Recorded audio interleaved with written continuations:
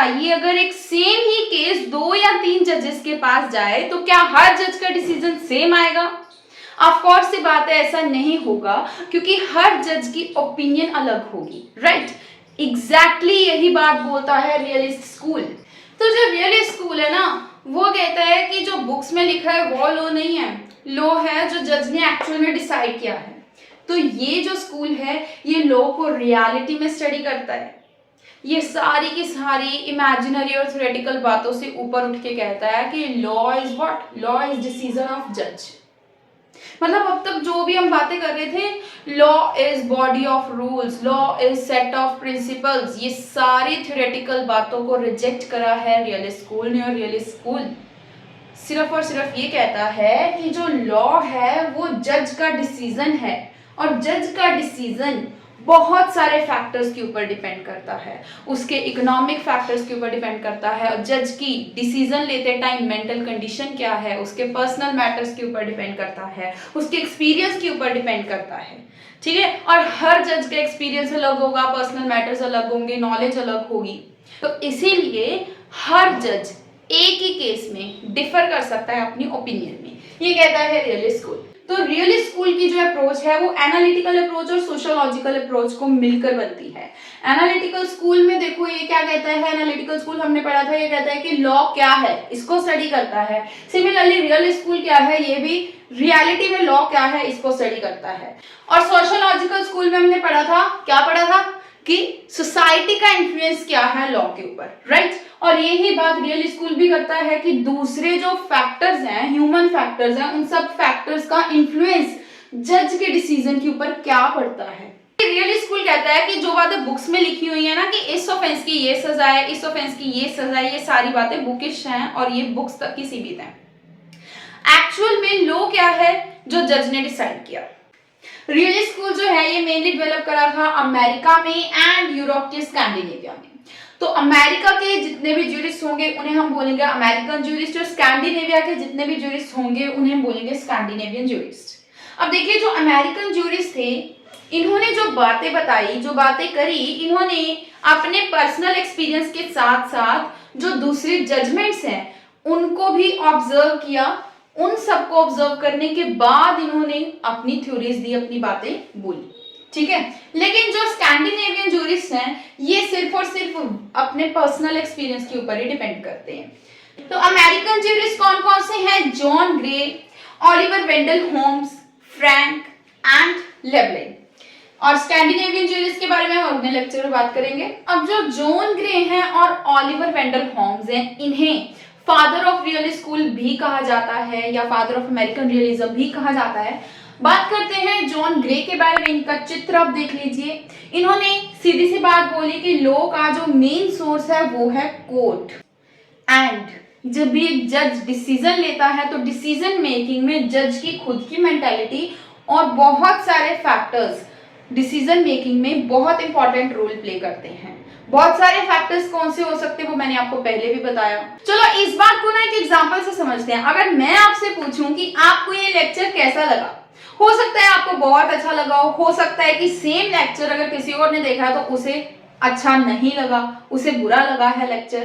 तो ये किस चीज के ऊपर डिपेंड करता है? हो सकता है कि आपकी नॉलेज के ऊपर डिपेंड करता है, या आप कितना पढ़ने में इंटरेस्टेड हैं इसके ऊपर डिपेंड कर सकता है, या फिर आपका मूड उस टाइम पे क्या है।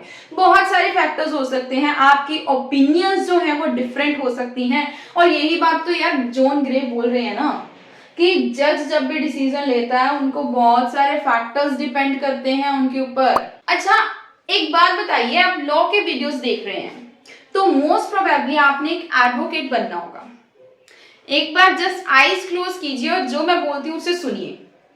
मान लो कि आप एक एडवोकेट बन गए हैं और आपके पास एक क्लाइंट आता है जो कि एक ड्रगिस्ट है या फिर एक मर्डरर है।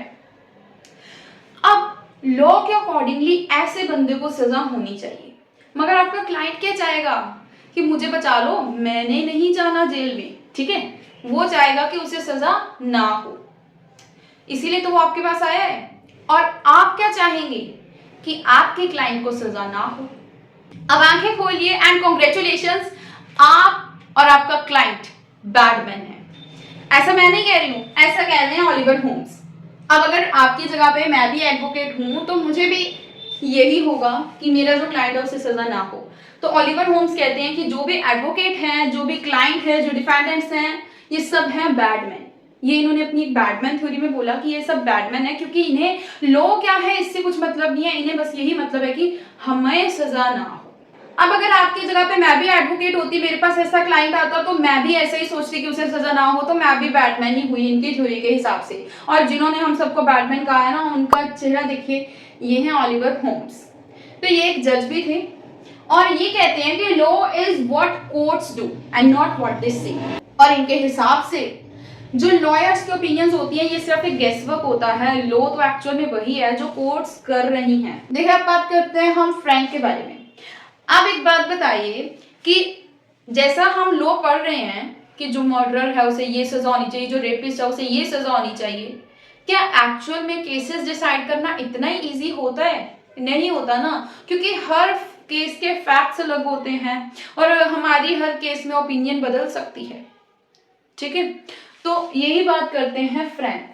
ये कहते हैं कि जो जजेस हैं उन्हें ब्लाइंडली प्रेसिडेंट्स को फॉलो नहीं करना चाहिए, उन्हें हर केस के फैक्ट्स को ध्यान से समझना चाहिए और रियलिटी के साथ फोकस करना चाहिए, रियलिटी के ऊपर फोकस करना चाहिए, ऐसा कहते हैं Jeremy Frank. By the way lecture अच्छा लगा then do subscribe to my channel and yes, legal updates के लिए आप मुझे इंस्टाग्राम के ऊपर फॉलो कर सकते हैं and paid notes are available, you can contact me directly on Instagram. चलिए देखते हैं लेवलिन क्या कहते हैं। ये कहते हैं कि law is a means to social ends. जो सोसाइटी है वो लॉ से भी ज्यादा तेजी से चेंज होती जा रही है, तो लॉ जो है वो सोसाइटी के लिए ही है, इसलिए लॉ को सोसाइटी के साथ ही रहना चाहिए। जिस हिसाब से सोसाइटी चेंज हो रही है, लॉ को भी उसी तरीके से उसी डायरेक्शन में मोल्ड हो जाना चाहिए। मान लीजिए सोसाइटी ऐसे जा रही है, ये है सोसाइटी, ठीक है, तो जो लेवलिंग कह रहे हैं कि जो लॉ है उससे भी इसी को फॉलो करना चाहिए। फिर इन्होंने भी एक बात करी कि केस के लॉजिक पे ना देखो कि यार इस केस में ये सजा होनी चाहिए। चलिए जो रियल स्कूल है ना, इसे हम प्रैक्टिकल लाइफ एग्जांपल्स के साथ समझते हैं। मानो कि आपकी ना इंटर्नशिप हो ही ना, आप एडवोकेट बन रहे हैं, आपकी इंटर्नशिप ही ना हो, तो आपको कैसे पता लगेगा कि कोर्ट में क्या काम हो रहा है? सिर्फ जो बुकिश में पढ़ रहे हो आप कि एडवोकेट को ये करना चाहिए, वो करना चाहिए, ये रूल्स हैं, वो रूल्स हैं, क्या इज दिस सफिशिएंट? ऐसा नहीं है ना, आपको प्रैक्टिकली वहां पे जाना पड़ेगा, कोर्ट में जाना पड़ेगा और सीखना पड़ेगा कि कौन सी चीज कैसे फंक्शन करती है। यहाँ पर भी एजुकेशन जो है आप रियलिटी के साथ जोड़कर लेते हैं। दूसरी एग्जांपल हो सकती है, मानिए मैं आपको कहती हूँ कि फ्लावर जो है वो बहुत सुंदर है, बहुत ब्यूटीफुल है, तो वो रियलिटी में बहुत ब्यूटीफुल है, मैं अपनी हवा में बातें नहीं कर रही हूँ। और एग्जांपल चाहिए, आप YouTube के ऊपर बहुत सारे टीचर्स के लेक्चर सुनते होंगे और आपको पता है कि हर टीचर जो है वो इस मेथड से पढ़ाता है। जिनको आपने देखा है आपको पता है कि ये वाला टीचर जो है ना वो एग्जांपल्स के साथ पढ़ाता है, ये रियल लाइफ एग्जांपल्स के साथ पढ़ाता है, ये ज्यादा प्रैक्टिकली समझाता है। ठीक है, तो आपको उन टीचर्स की आइडियोलॉजीज पता लग रही है। इसी तरीके से आप अगर केसेस के पढ़ेंगे, केसेस के बारे में पढ़ेंगे, तो आपको पता लगेगा कि ये जो जज है इनकी आइडियोलॉजी क्या थी। तो ये है कुछ रियल लाइफ एग्जांपल्स। एक केस की एग्जांपल भी ले लेते हैं, नवतेज सिंह जौहर वर्सेस यूनियन ऑफ इंडिया। ये केस बहुत फेमस है, आपको भी पता होगा, सेक्शन 377 से रिलेटेड है। तो इस केस में यही सवाल उठाया गया था कि ये जो सेम सेक्स के पर्संस जो सेक्सुअल एक्टिविटी में इंडल्ज हो जाते हैं, इज इट लीगल और इलीगल? तो सेक्शन 377 को अनकॉन्स्टिट्यूशनल डिक्लेयर कर दिया गया था। यहां पर भी चीजों की रियलिटी पे फोकस किया गया था और लॉजिक के ऊपर फोकस नहीं किया गया था। आई होप आपको लेक्चर पसंद आया। लेक्चर पसंद आया तो लाइक कर दीजिएगा, शेयर कर दीजिएगा, सब्सक्राइब कर दीजिएगा, मुझे इंस्टाग्राम के ऊपर फॉलो कर लीजिएगा और हाँ, कमेंट भी कर देना।